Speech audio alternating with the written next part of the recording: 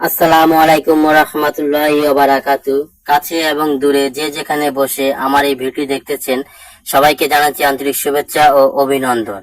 আজকে আমরা আলোচনা করব গোসলের দোয়া সম্বন্ধে।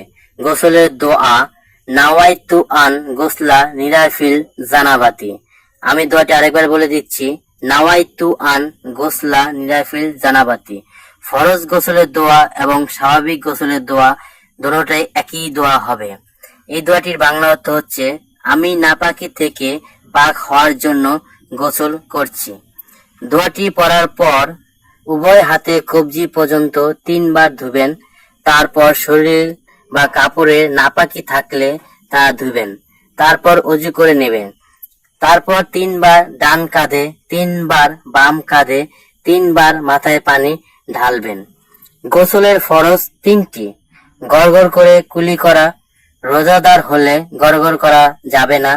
নাকের মধ্যে পানি দিয়ে নরম জায়গায় পানি পৌঁছানো, সমস্ত শরীর পানি দিয়ে ধৌত করা। ফরজ গোসল হচ্ছে স্ত্রী সহবাসের পর যে গোসল করতে হয় বা স্বপ্নদোষ হলে ফরজ গোসল করা প্রয়োজন।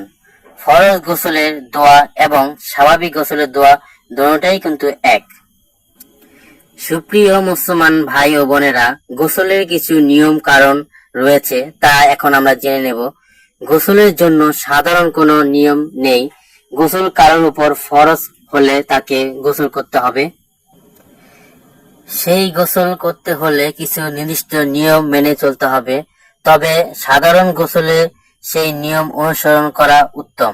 প্রাপ্তবয়স্ক নারী পুরুষ মিলামেশা অথবা বীর্যপাত অথবা হায়েজ বা নেফাত, সন্তান প্রসবের পর এবং মৃত্যুর, তাছাড়া শুক্রবার, জুম্মার নামাজের পূর্বে, ঈদের নামাজের পূর্বে, ইহরাম বাঁধার পূর্বে, হায়েজ জন্য প্রস্তুত হওয়ার পূর্বে, অজ্ঞান হওয়ার পর, সচেতন হলে এবং আনুষ্ঠানিকভাবে কেউ ইসলাম ধর্ম গ্রহণ করলে গোসল করা মুস্তাহাব। এখন জেনে নেব গোসলের পানি নির্বাচনের ক্ষেত্রে। গোসলের জন্য আগে পানি বাছাই করতে হবে। যেন তেন পানি দিয়ে গোসল করা যাবে না। বৃষ্টির পানি, কূপের পানি, ঝর্ণার পানি, সাগর বা নদীর পানি, বরফ গলার পানি, বড় পুকুর বা ট্যাঙ্কের পানি ব্যবহার করা যেতে পারে। তবে অপবিত্র পানি যেমন ফল বা গাছ নিকৃষ্ট পানি, পানির মধ্যে কোনো কিছু মেশানো জন্য গন্ধ হয়, সেই পানি দিয়ে গোসল করা যাবে না।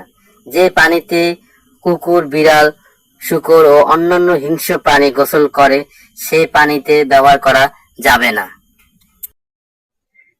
সুপ্রিয় মুসলমান ভাইরা, আমার এই ভিডিওটি যদি আপনার বিন্দু পরিমাণ উপকার হয় তাহলে আমার এই চ্যানেলটিকে সাবস্ক্রাইব করে ভিডিও একটি লাইক করে দিবেন।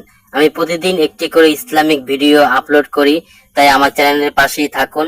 সবাই ভালো থাকবেন, সুস্থ থাকবেন। আগামীকাল নতুন আরেকটি ইসলামিক ভিডিও নিয়ে হাজির হব। আল্লাহ হাফেজ।